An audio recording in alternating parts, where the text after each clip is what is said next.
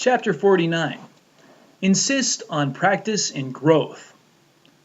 Direction in life is a masculine priority, even in intimate relationship. A less spiritually mature man may say to his woman, "My way or the highway." A man in the process of growing will often soften his direction and seek a compromise with his woman playing Mr. Nice Guy.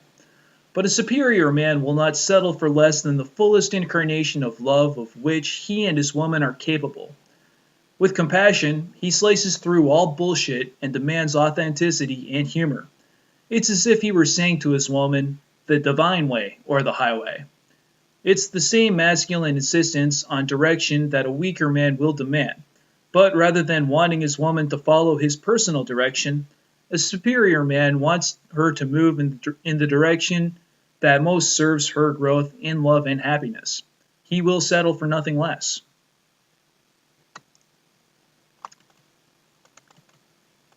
If you don't know your own direction in life, you certainly will stand on shaky ground offering your woman direction. So the first step is to align your own life so that, at least in this present moment, you are living at your edge, fully aligned with your sense of purpose.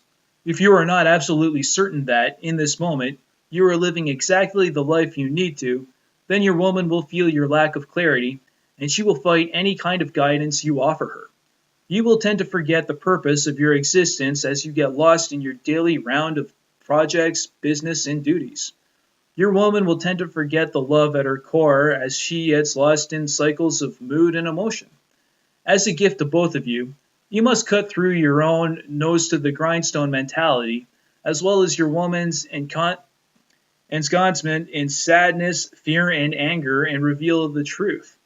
However deeply you have penetrated into the mystery of existence, it is that depth from which your gift will spring. Any obstruction to that depth by yourself or your woman must be cut through in the present moment so your gift may come from the deepest desire. If you don't cut through and take direction, your woman will. Masculine and feminine energies in intimacy are governed by the law of conservation. The less masculine direction you are living in truth, the more masculine direction your woman will take on.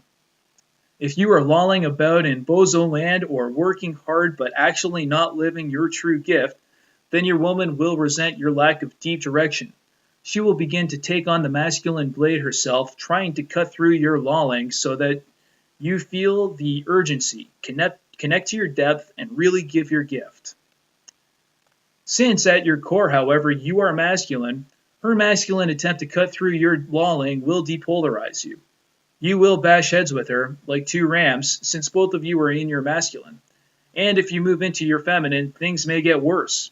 A deep habit may develop wherein no matter how strong you are in the business world, you become pussy-whipped in your relationship. Your woman gets sharp and masculine, you become falsely receptive and agreeable, and meanwhile both of you feel like vomiting. If your woman is chronically sharp with you, it is most likely a sign that, regardless of how successful you are outside of your intimacy, you are not aligning both of your lives with the highest truth. You are not cutting through the underbrush of your duties and your woman's moods to reveal the fertile ground sources of your lives. And so your woman must wield her own sword. By the law of conservation of masculine and feminine energy, whatever masculine gifts you aren't offering, your woman will naturally try to offer. But since, in truth, your core is masculine, her masculine offerings will most likely turn you off, eventually even repulsing you.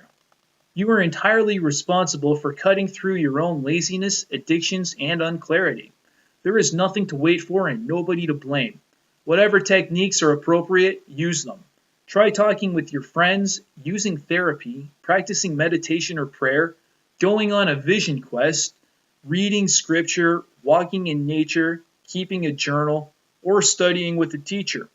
Remember that your success with any method you choose depends entirely on your actual commitment to discovering your deepest truth and aligning your life with it. You could meditate until you're blue in the face, but it won't work if, when it comes down to it, you'd rather masturbate, read the newspaper, or watch TV than cut through your addictions, discipline your daily life, and give your gift from your deepest, most blissful source. The quality of your intent and the consistency and depth of your application determine the results of your direction and gifting. as well as your capacity to guide your woman's life into greater happiness and bodily surrender into love.